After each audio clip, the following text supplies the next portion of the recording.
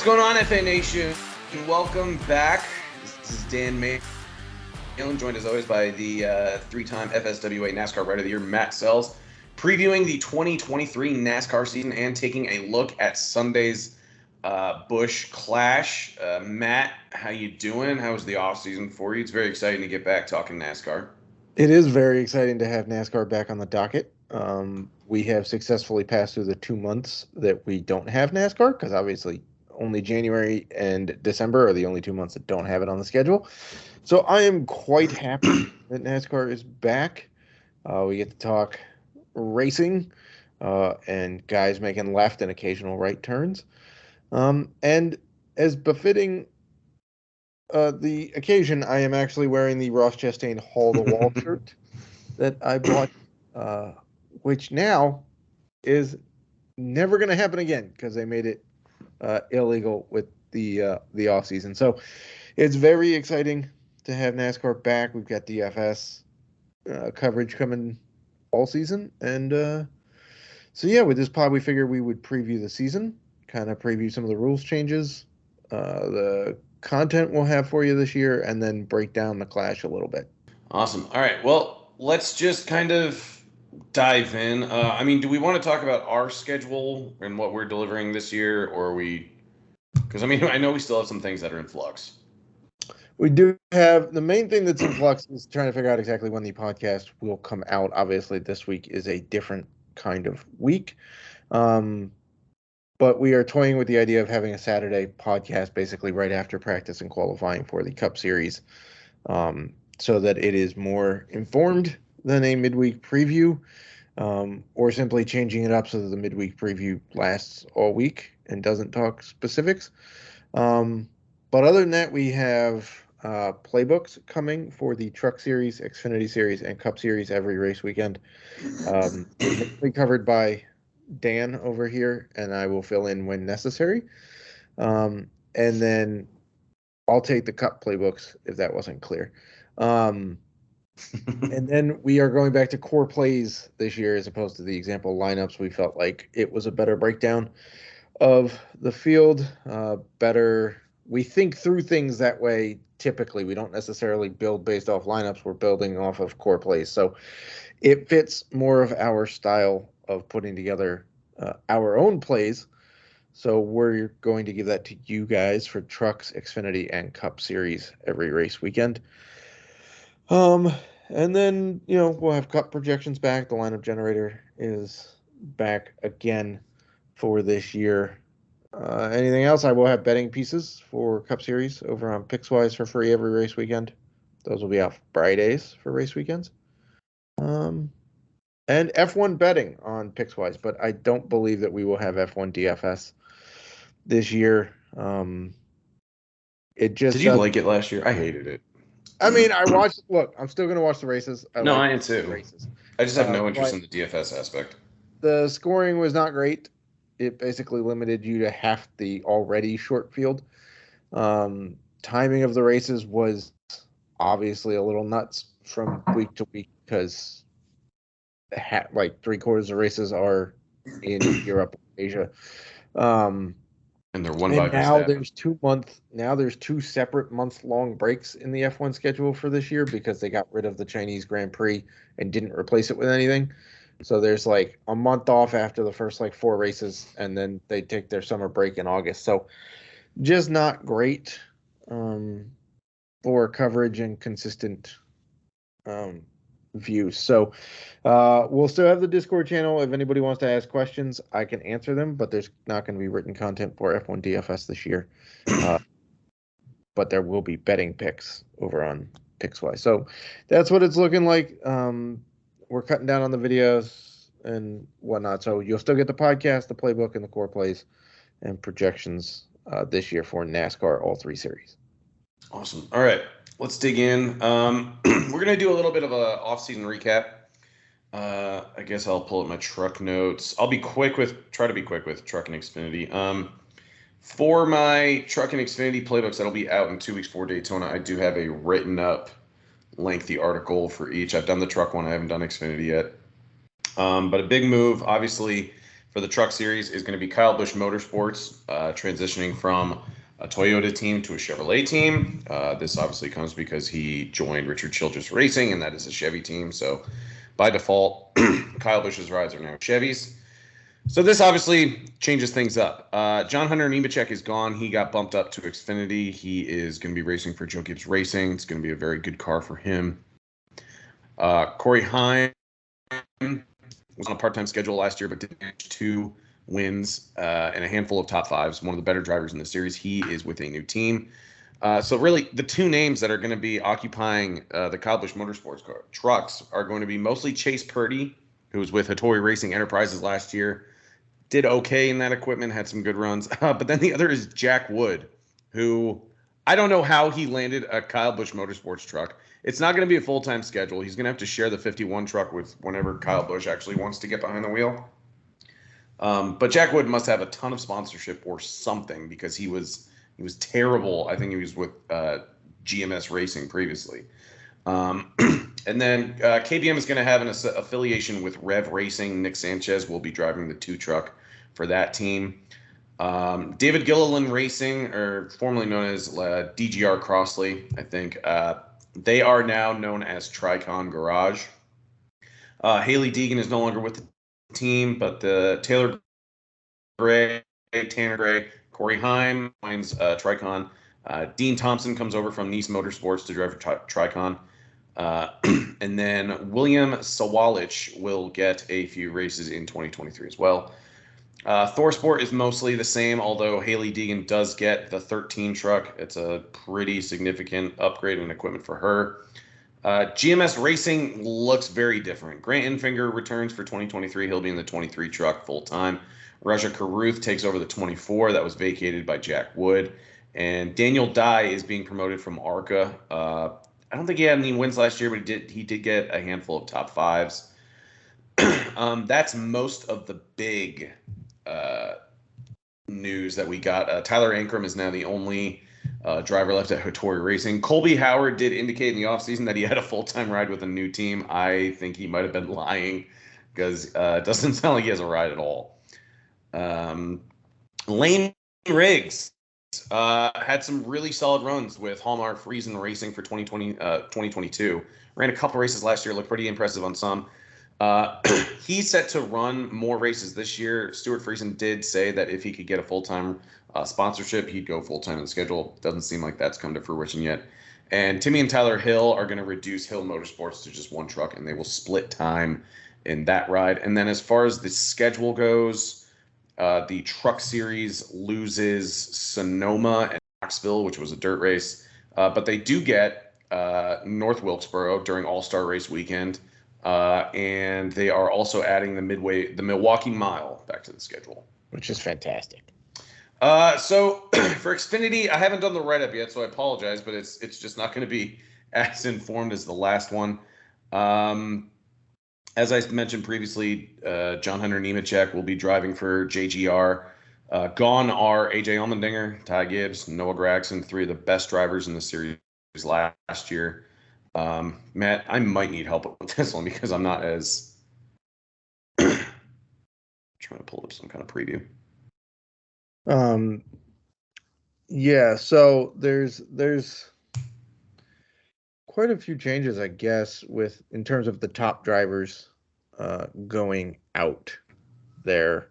I will say that the number 2 R Motorsports Chevy team has no driver announced for that, but that's a secondary car. It's not the number 2, it's the number 02. So be very careful. It's not the Richard Childress one.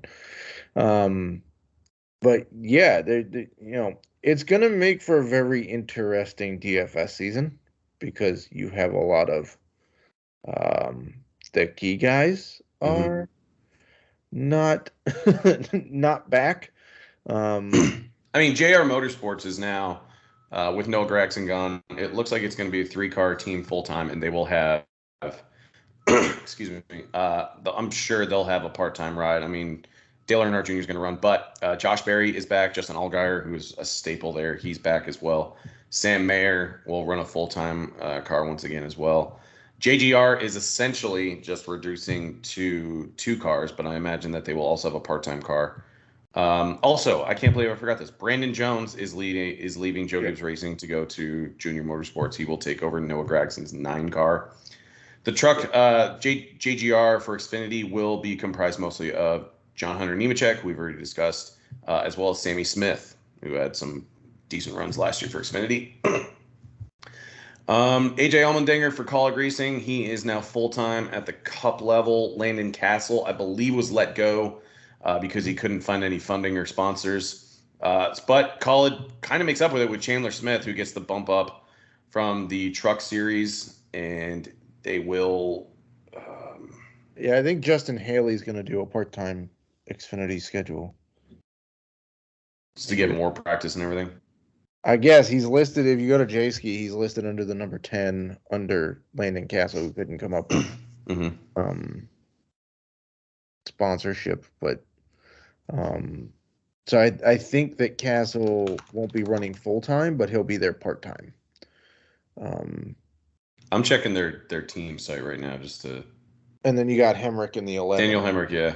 Oh, God. He was terrible last year. Yeah, so you got Chandler Smith coming up in the 16. So Joe Gibbs, the 19 for Joe Gibbs is going to be split between Ryan Truex, Joe Graff, and Connor Mosack. I don't know how Joe Graff got that ride on a part-time. I don't either. Apparently, I'm sure he'd love to be full-time, but even getting 5 races, like you're Joe Graff and you're getting 5 races in a Joe Gibbs racing car. That's insane. Yeah. And John Hunter Nemechek in the 20.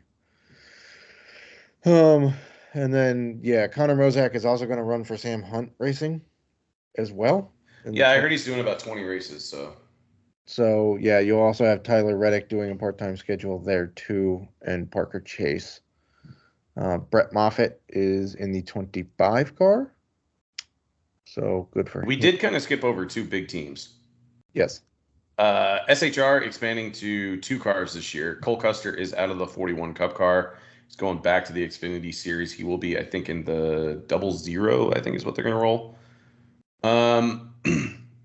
Custer's going to be a massive threat. He is pretty – I mean, as Allmendinger, Gragson, and Gibbs leave and Custer comes back down, it's almost like you kind of have to pencil him in for maybe at least 6 wins. Yeah, probably. I believe Riley Herbst is still there in the 98. I can't see why he would go anywhere. He's got sponsorship and funding. But another big one is Big Machine Racing. Got their first win last year when Tyler Reddick came in at Texas. Nick Sanchez had some good runs there as well. But their choice for the full-time car is actually Parker Kligerman, who has got to be one of the good stories in NASCAR, just because he won a truck race last year, a road course, on a part-time team that only had 1 full-time employee, and then just 7 other guys that were just kind of helping out on a part-time basis. But Kligerman is their guy. Pretty good car. I did hear that Jade Buford was going to run a second Big Machine car. I don't know if it's full-time, though. I think that news literally broke as we were starting to record. Yeah, I'm not sure it's full-time either. I think it's probably select. Select races. But yes, Riley Herbst is at the 98. Jeffrey Earnhardt's in the 44 for Alpha Prime Racing. I still think that team is better than they performed last year. I would agree. He's going to run a full schedule. Ryan Ellis is in the 43 for Alpha Prime. So Sage Karam and Stephen Parsons are also, I think, running part-time schedules. Yeah, I feel like the Xfinity Series this year has way less full-time drivers in it, and a lot of part-time folks. Jeb Burton is going to be in the 27 for Jordan Anderson Racing. And I also feel like the Xfinity grid is obviously still coming together, as we just got news 10 minutes ago. Oh, about Jade Buford? Yeah. Yeah. So, I think, Junior Motorsports is in a very good position given who, yes, they lost Gragson, but they're filling in they still have a very solid lineup. Colleague is still pretty good there with Chandler Smith should be pretty decent in that car. Daniel Hemrick was not great last year, but hopefully can improve. And getting, a combination of Landon Castle and Justin Haley on a part-time basis should be okay for the 10 car. But it's going to be very interesting for DFS. Let's put it that way. So the Xfinity schedule is going to continue running road courses. They run a ton of road courses. Yes. They are adding Sonoma to the schedule. I think it's the first time that they're there. And they're also doing the Chicago Street Course. How do you think that one's going to play out? I don't know. I like all of the videos and simulations I see. I don't see a whole lot of passing spots. Yeah. Like, I think they're going to have to get creative with how they pass, and I'm not sure that that's going to happen. I think the first several laps of that race are going to be pretty boring as guys try to figure out how it's racing in, race configuration, so to speak, or with a bunch of other cars on the track next to them, unlike practice. I'm not all that thrilled about it. I think there's some other layouts they could have done that would have induced a little bit more passing zones. I just don't think the straightaways are quite long enough to get like toes and stuff heading into corners, and then the corners that they do head into are pretty tight. If people remember the questions about the Miami F1 race, I think it's going to play out like that, where you're going to have to get very creative with how you pass people on the Chicago street course. Road America will go back to being the standalone showcase for the Xfinity drivers. Kind of a shame, because I actually didn't hate when the Cup Series got some time there as well. But let's turn our attention. Thank you for helping me struggle through the Xfinity Series updates. But let's focus on Cup. What are the driver changes, team changes, manufacturer changes, schedule changes? Lay it on us. So the key, let's start with the guys who are leaving. Kurt Busch is the biggest name stepping out of the sport. He steps away from full-time. I don't know if he'll get some one-off races or if he's just going to kind of hang out and be an advisor, or what exactly his role is. I've seen some shots of him like at the team garage still with 2311 helping Tyler Reddick get situated and stuff. But yeah, so Tyler Reddick moves from RCR to 2311 with a chip on his shoulder after getting kicked out of the 8 car in what was a very good year for him. That leads to Kyle Busch, who takes over the 8 car, moving from JGR to Richard Childress in the 8 car to team up with Austin Dillon, who's still in the 3 car. AJ Allmendinger moves up to full-time for Colleague Racing in the 16, so that's going to be fantastic because he's just been so good. He needs a full-time ride, and the Colleague machines were pretty quick last year, so putting a guy like Allmendinger in the 16 full-time should be pretty fun to watch on a weekly basis. I'm still kind of surprised he even agreed to come back to a full-time Cup schedule. Yeah, I mean, I think... Look, the difference between an Xfinity schedule and a Cup schedule isn't that big, right? They're running, 30 Xfinity races? Roughly. In a season? Something to that effect, between 28 and 32, somewhere in there. And they're running 36 Cup races, so it's not like you're getting all that much more off weekends. And now that there's, 6 or 7 road courses in a Cup schedule, it gives them a lot more chances to win several races a year in a Cup car. We saw what he did at, almost winning at Coda last year before being run off the track with like 4 turns to go. And Ty Gibbs replaces Kyle Busch. And no, he will not be running the 18. He'll be running the 54. So there will be no 18 on the track here for the Cup Series, which will take some getting used to. Ty Dillon got a job with Spire Motorsports. He moves from Petty GMS, the 42 car, gets removed from that in favor of Noah Gragson, which I can't really blame. Formerly Petty GMS, as it's now, Legends Motorsports or something? Legacy Motorsports Club. I actually kind of like it. I think it's kind of classy. It's just Legacy MC. Yeah, I would have gone with You don't seven. like. I think we're indifferent about it. I would have gone with 7-time reigning. But just me. I mean, you've got two of the three 7-time champions owning the team. Why not go with 7-time? Um, you're also in car, like, I don't know, their numbers just matched. But Ty Dillon moves from the 42 to the 77 of Spire Motorsports. So Spire will be a 2-car team this year, full time with Corey LaJoie and Ty Dillon in that garage.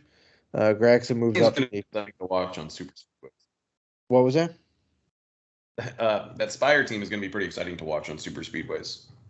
Yeah, I think so too. I actually think it's a nice move for Ty Dillon, um, going from the team that clearly he was the second car into a team where he's probably on even footing. I think that's a pretty nice move for him. Gregson moves up from the Xfinity Series to the 42, to be teammates with Eric Jones in the 43. Ryan Preece is back. He replaces Cole Custer in the 41 car. Good for him. Preece was their reserve driver all of last year, so he's had time in the simulator in these setups, in the next gen car. Obviously not on track, but the simulators nowadays are pretty danged good to the point where teams are barely doing setup changes when they get to the track. And Josh Bilicki is going to drive a partial schedule for the 78 Live Fast team that's usually got BJ McLeod in it. Jimmy Johnson joined the ownership group for Legacy Motor Sports Club, whatever it's called. It's going to take some getting used to, and don't be surprised if I write Petty GMS in there a couple of times early in the season. Did you hear Denny Hamlin's comments on Jimmy Johnson? I don't think I did, actually. I heard his comments on not liking that they didn't have practice before qualifying for Daytona. Here's what Denny said about Jimmy Johnson returning on a 5-race schedule. I can't believe he's this upset about it. But he said, I hate it. I hate that he's coming back. Just because as the guy, I just put on this pedestal like he's unbeatable. He's just a super talented, like he was the guy. And I always said I hate that I raced in the Jimmy Johnson era. I was so unfortunate. Wah wah. Like, yeah, let's feel bad for Denny Hamlin. He continues. How many championships would I have if I didn't have to race against him? I guess I don't know what the motivation is for him because he's got such a strong legacy and a strong resume. I hate tainting what I'm going to think about him if he comes in and struggles, which is the most likely scenario.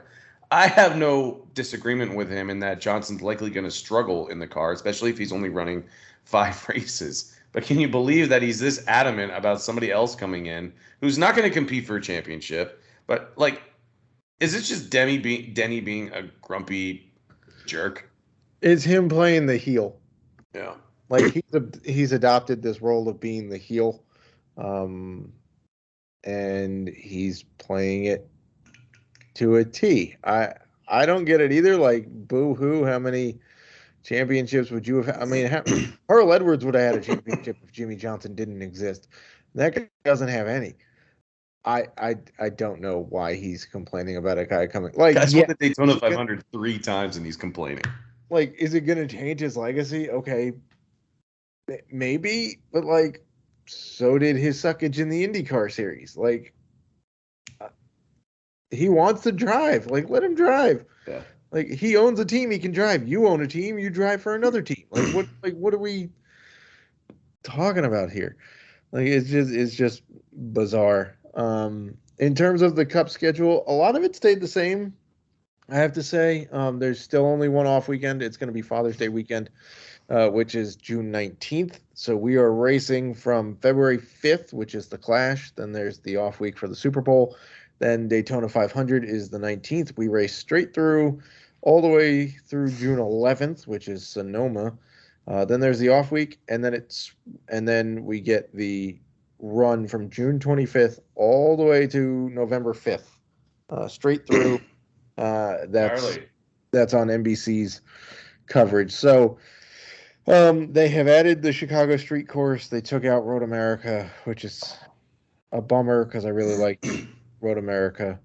But aside from that, I don't really think there's really. I mean, they added North Wilkesboro for the All-Star race which is great because Texas sucked. Unfortunately, Texas still has an actual points-paying race. Hopefully that goes away soon. But yeah, I think most of it has basically stayed the same. They may have switched up a little bit of the playoff rounds, if I remember correctly. But yeah, the championship is still in Phoenix, which I would also dearly love for it to go back to Homestead, or rotate it if they're gonna do the rotation thing. But aside from that, there's not really anything else I can complain about with the schedule. What about the rule changes? The rule changes, I actually like all of them. So if you did not hear, they are getting rid of stage breaks at road courses for everything, I think, except for the standalone Xfinity and Truck races, if I read it correctly. But yeah, so no stage breaks. I think you will still, well, let me put it this way. They still get stage points at the determined stage deal, but there's no caution. So they're not going to stop the race for the stage breaks, which is nice. So that should change a little bit of strategy for DFS. They're still tweaking some of the car setups. Like I saw them testing like a 2.5-inch spoiler, I think, the other day. There's wet tires now for several of the short tracks and road courses. There's a wiper. So most of it is technical. You cannot do the hall at the wall move anymore. They got rid of that because it's a safety thing for sure. No more 4-race suspensions if your tire falls off, by the way. So that's a pretty nice one. If the wheel breaks free outside of pit road, the new rule guidelines mandate a 2-lap penalty plus a 2-race suspension for 2 crew members, but they get to pick which crew members. And if it's on pit road, I don't think there's actually any. It's basically a pass-through penalty under green flag conditions if it falls off on pit road. So, and if it occurs during a caution, then it's just a tail end of the field penalty. So they've drastically reduced the penalty for a wheel falling off, which is nice because with only one lug nut, it happens way more often. It's gonna happen. They have added choose rules to super speedways and Bristol Dirt as well. So the whole choose cone where they get to choose where they line up on a restart, they've added that to super speedways and dirt tracks. And yes, super speedways includes Atlanta. So that could be pretty interesting for restarts there, because it used to be you just lined up based on your evens and odds, but now you get to choose where you want. So I don't have any single problem with any of those. We still get same day qualifying and practice for the Cup Series, typically the day before the race. So it's going to be, again, an abbreviated schedule for most races. I want to dive into the Clash. Yeah, I don't think there's anything else we can talk about for off-season stuff. I know typically we will get through the race breakdowns a lot sooner in these podcasts. It's just the first one of the year has all of the changes and stuff. All right. The Clash at the Coliseum. NASCAR goes back for another year. I think it was a nice success last year. Oh, it was fantastic. Let's go over the schedule and the format. How is it all shaking out? Like, they're getting practice, Saturday, I believe? Yeah, they get the Cup. Yeah, they get practice on Saturday. Practice and qualifying are on Saturday, actually. So, there are 3 groups for practice on Saturday. It starts 6 p.m. Eastern. On Saturday, February 4th, it's going to be on FS1 for TV. Qualifying is at 8:30 p.m. Eastern, also on FS1 on Saturday. But the qualifying is only for, I think the front row and heat races, because then they break you down and they do heat races on on Sunday starting at 5 p.m. Eastern on Fox. And those are going to be very, very short. Like they're only going to take like 15 minutes. Because again, it's a quarter-mile track built on the football field on the LA Coliseum. So it doesn't take very much time to go turn a bunch of laps here. So they're going to have 4 qualifying heat races from 5 Eastern on on Sunday, with the last one ending about 6 Eastern or so. And then you have the last chance qualifying races for the guys that didn't make it through the qualifying heats. They get 2 chances to make it there before the actual race gets underway at 8 p.m. Eastern on Fox. So it should be fun in prime time. It's a star-studded event, bright lights. They've been promoting this thing like nobody's business on their NFL playoff coverage. So it should be fun. It does make it a little tricky for DFS, so there will not necessarily be a full DFS write-up. I will probably have some of my favorite plays that are kind of locked in. But I'll be around in Discord to answer any questions folks might have. But it is a unique event in terms of DFS for how they set the field and whatnot. Yeah, I'm only doing 5 lineups on DraftKings, and I'm sure I'll probably make 5 on FanDuel. I think they just opened their pricing and contests as we were starting 10 to minutes record. before we started recording this podcast on Thursday morning. All right. You just want to get down to DraftKings and FanDuel pricing? Yeah, let's. I will start to pull those up there. That's fine. Joey Logano. Does it feel like Joey Logano really deserved the championship last year, in your opinion? It feels like, because I remember Phoenix being such an underwhelming race, and I'm just like, yeah, Logano wins, but it just didn't feel like when Kyle Larson won or when Chase Elliott won. Like, he won a couple races. Part of that is because some of the championship guys had issues, right? Like Chase got wrecked out early, so he was never a factor. A couple other guys seemed to get stuck a little bit. Like Ross Chastain got stuck back in the pack a little bit more than we thought he was going to. I mean, he did what he needed to do in the championship race. There's a lot of discussion as to whether or not the championship race should actually be a series of races, like 3 races.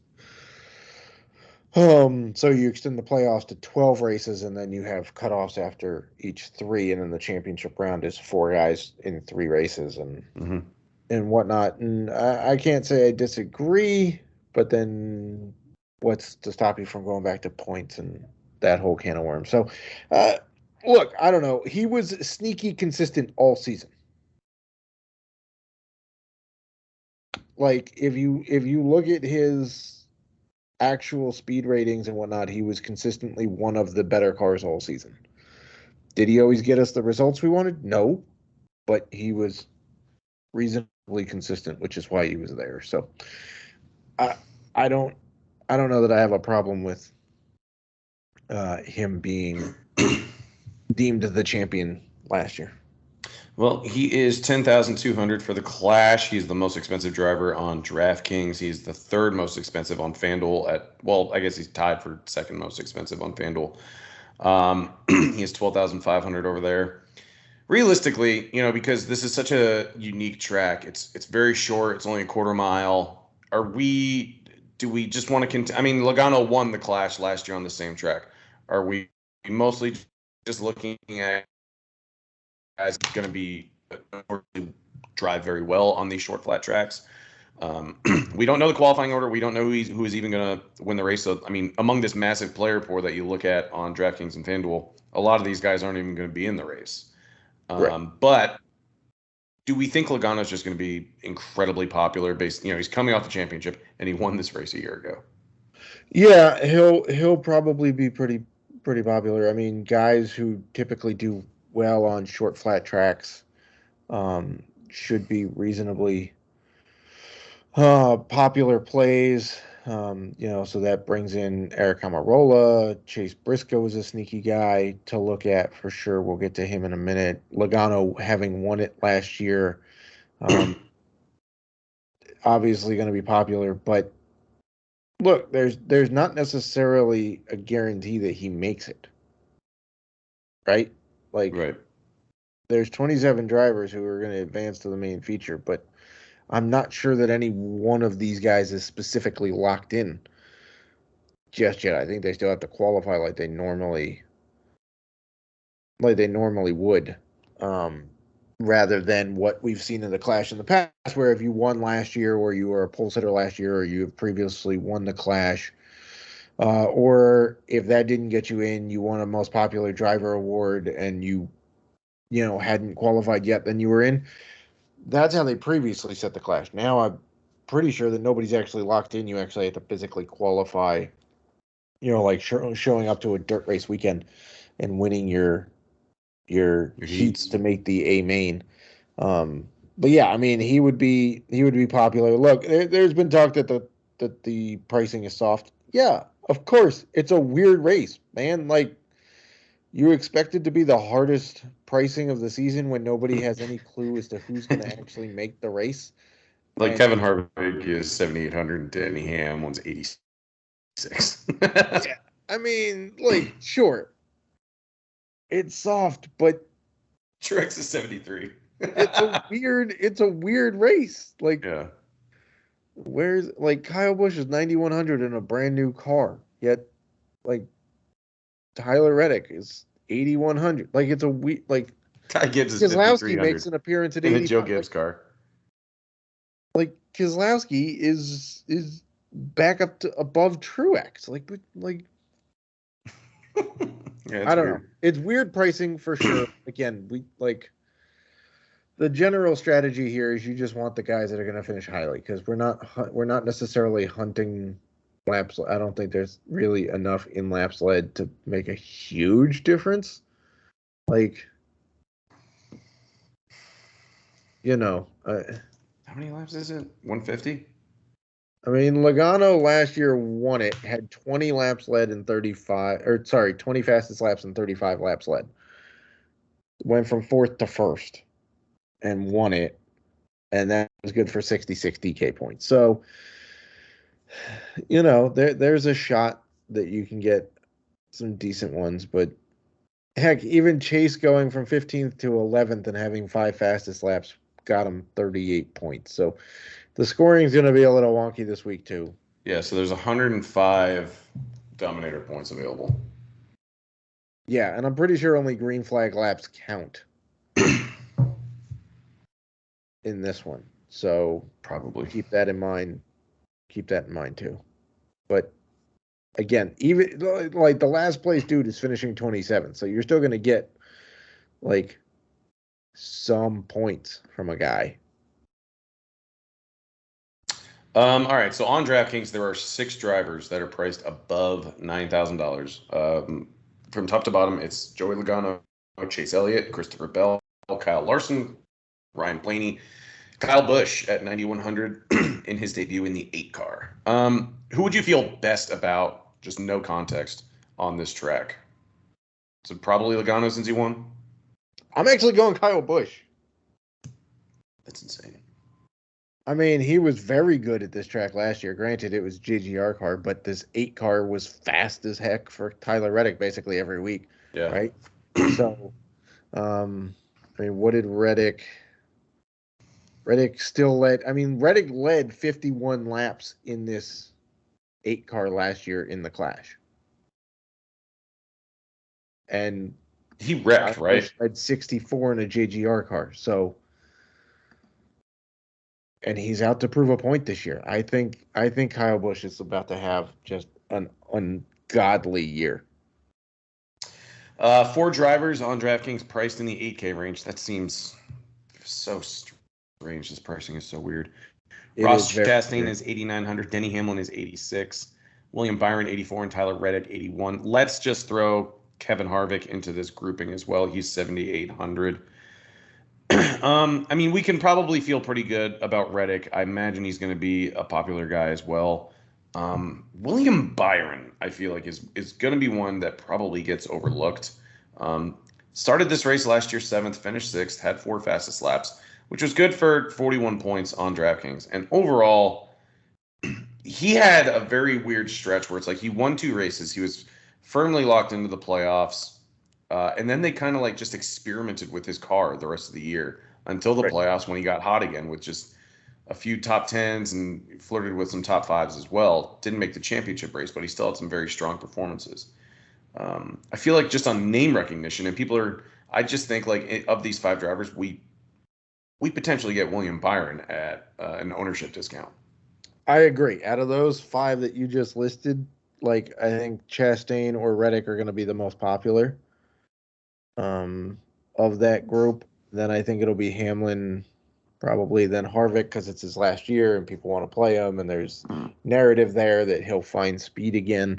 But I don't think anybody's going to pay attention to William Byron, who was solid in this race last year, was very good on short tracks for much of the year last year. Mm-hmm. And like you said, like he won 2 races early and they were like, okay, we're going to go use you as a guinea pig. Okay, fine. And then all of a sudden, when you and I started playing him again in the playoffs and he took off, people started to pay attention to him again. But I don't think anybody's going to pay attention to him at the Clash at this price point. And by the way, on FanDuel, he's like 11,000. Are we talking about Byron still? Yeah. He's 11,000 on FanDuel. Yeah, he's the 8th most expensive guy, and the 3rd most expensive Hendrick guy, because Larson and Elliott are both tied at $13K on FanDuel for the most expensive. It's crazy how, and I'm kind of going off track right here, but it's crazy how the 2 sites view Ty Gibbs very differently. Because he's 5,300 on DraftKings, but he's only 9,000. Well, I can't say only 9,000 on FanDuel, but he's 9,000 on FanDuel, which is just beneath the price of the average driver on FanDuel. But like 5,300 is just such a massive discount for Joe Gibbs racing equipment. I mean, yeah, that's he's going to be the most played guy. Probably. All right. Now, here's my question though with Ty Gibbs. Are you playing like we saw what happened with the fast rookies? Yep. I was just about to ask you about the this. Clash. They got bullied. Like Justin Haley showed up and was fast as all get out in the Colleague car, and then got shoved out of the way in the main race. Like he wasn't anybody. And he came up with a squeaky clean record. Ty Gibbs does not have a squeaky clean record at all, in the least. So, not to mention, Noah Gragson, who he's had run-ins with, is also competing for this race and in the Cup Series. Yep. So, are you willing to take the chance on Ty Gibbs, or are you going to avoid what most people would probably believe him to be a chalk play at 5,300 as a saver? Like, I don't know how I sit on the Ty Gibbs thing, knowing he could spend most of his race getting just eaten alive.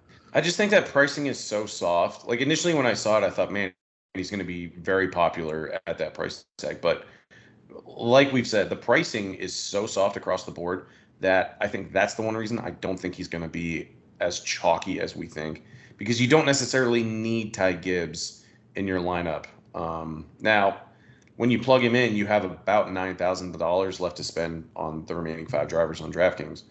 But again, we're seeing discounted price tags on drivers like Martin Truex Jr., Chase Briscoe's only 71, Alex Bowman's 6,900, nice.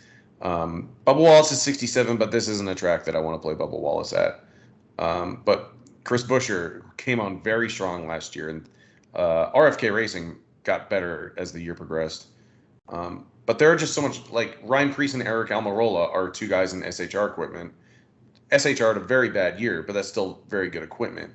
I mean, even AJ Allmendinger's 58. Austin Dillon. Eric Jones at 63 is pretty interesting given how he raced.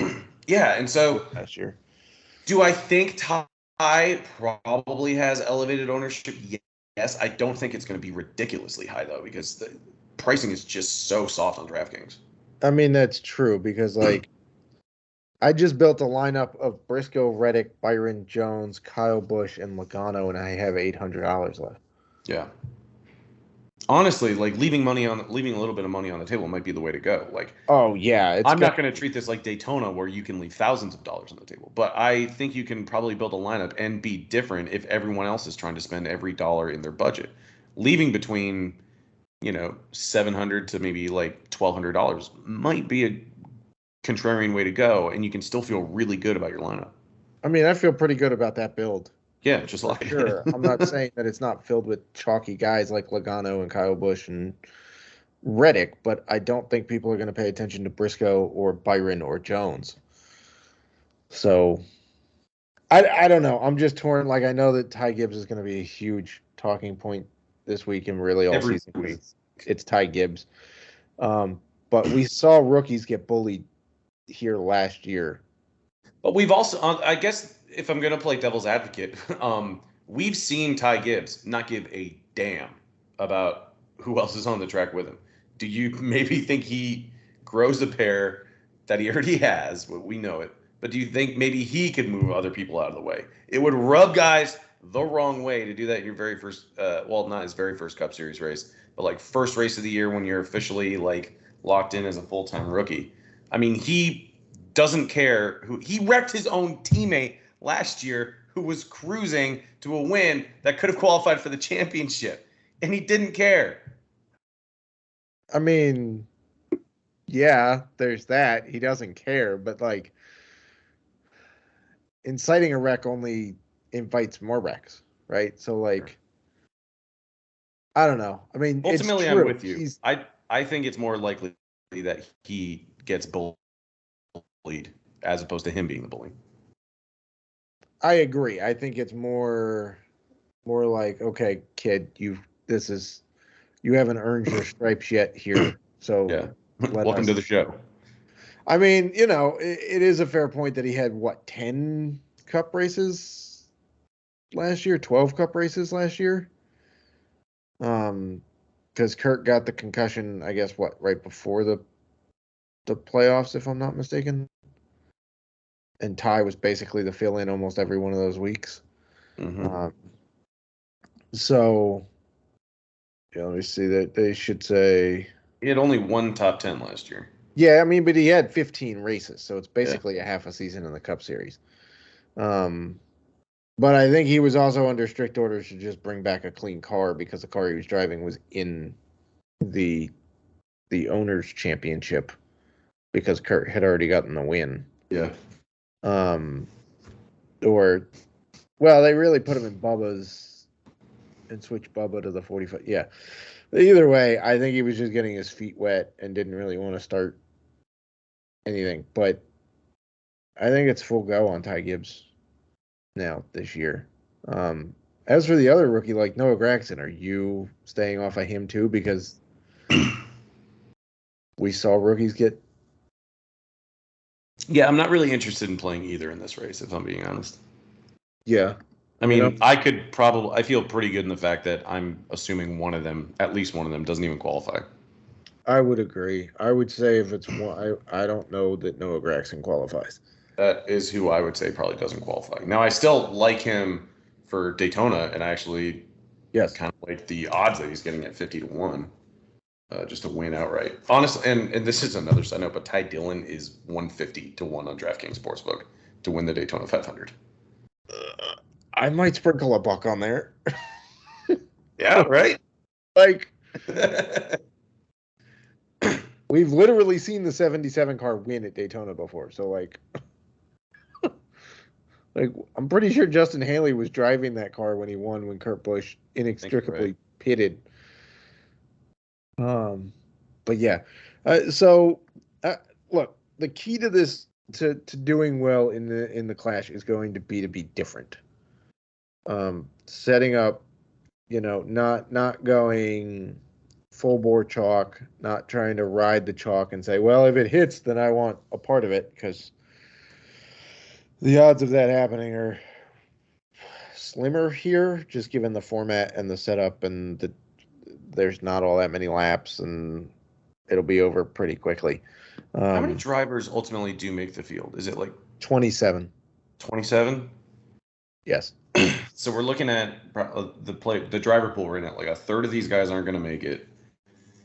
Right. Yeah, I would say you probably need to leave money on the table to be really different, especially if you're going to play large field GPPs. Like Yes. anything over probably like 2 to 3,000, you really need to get different. Yeah. Sure. But it's going to be finished position, and we did see people be able to move up here. We did see some, wrecks and guys not finished. Now, a lot of it was part failures that happened last year because it was the first race with a brand new car and nobody really knew what they were doing. I don't suspect we'll see nearly as many of those this year, but I will assume that we will see a lot of bumping here because A, it's a quarter-mile track. B, these cars take quite a lot of abuse and keep going, generally speaking, unless you break a toe link. But yeah, you're gonna have to get different. You're gonna have to leave money on the table, and you can. Now, is it a fair bet to say that the guys that are typically top 15 every week in the Cup Series are going to make the Clash? Yes, that's a pretty decent bet to assume that those guys will make it. But you'll have to keep changing your lineup until about an hour before green flag because that's when the final lineups will be set. Yeah, that's really only why I'm doing 5 lineups. I don't want to be changing like 20 to 50 lineups at one time. Yeah. And in terms of betting on this one, I'd be pretty careful. I mean, there are bets. You can place them.